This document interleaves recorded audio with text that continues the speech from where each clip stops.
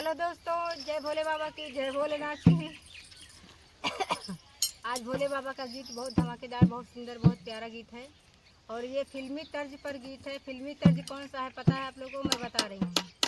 ये फिल्मी तर्ज है, तड़पेला मोर चढ़ल जवानी, इसी पर का तर्ज है। ठीक है, आप लोग ध्यान से सुनना फुल आवाज करके। तो चलिए ना देर करते हुए आप सुनाते हैं, गीत पर चलते हैं। ओम नमः शिवाय।